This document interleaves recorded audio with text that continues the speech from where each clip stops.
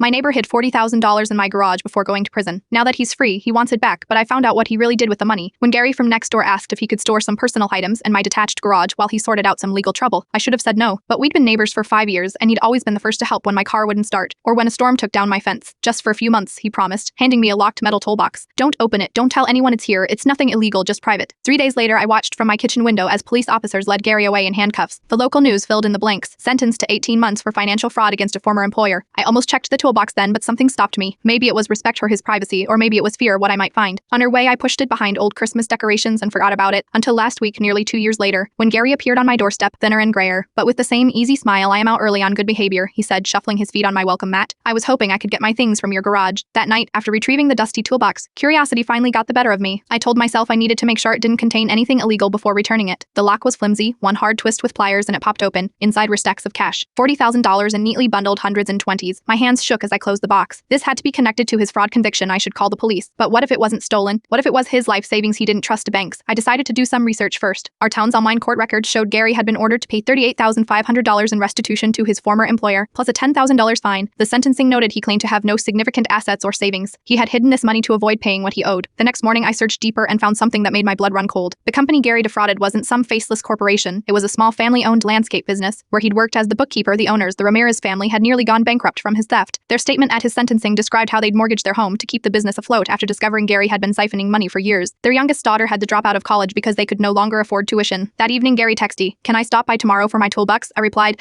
"Need to talk to you first, could we at 10? When Gary arrived at my kitchen table the next morning, I placed the open toolbox between us. His face hardened. "You had no right to open that. You had no right to hide stolen money in my garage," I countered, making me an accessory after the fact. "It's not stolen," he insisted. "It's my money, I earned it. By defrauding the Ramirez family, I slid printouts of the court records across the table. They almost lost everything because of you." For a moment, Gary's mask slipped, revealing something cold and calculating in his eyes. Then he leaned forward, voice low. "Look, I'll give you $5,000 to forget you ever saw this, $10,000 if you help me move it somewhere else." I stood up, phone in hand. "They'll be here in 20 minutes. You can't prove when I put that money there," he hissed. "I'll say you are lying, that you stole it yourself." "Actually, I can prove it," I replied calmly. "My home security system archives footage for 2 years. Aguine, the day you gave me this toolbox." The color drained from his face. When the probation officers arrived, they found not only the money, but also the records I'd gathered showing Gary had violated the terms of his release by failing to disclose assets and attempting to avoid paying restitution. 2 days later, I received a handwritten note from Elena Ramirez, the daughter who'd had to leave college. She was in tears when the probation department called about the recovered money. "You've given me back my education," she wrote, and reminded me there are good people who do the right thing even when it's difficult. Gary will serve his remaining sentence plus additional time for probation violation. I've installed a better lock on my garage, and I've learned that sometimes being a good neighbor means saying no, especially when someone asks you to keep their secrets.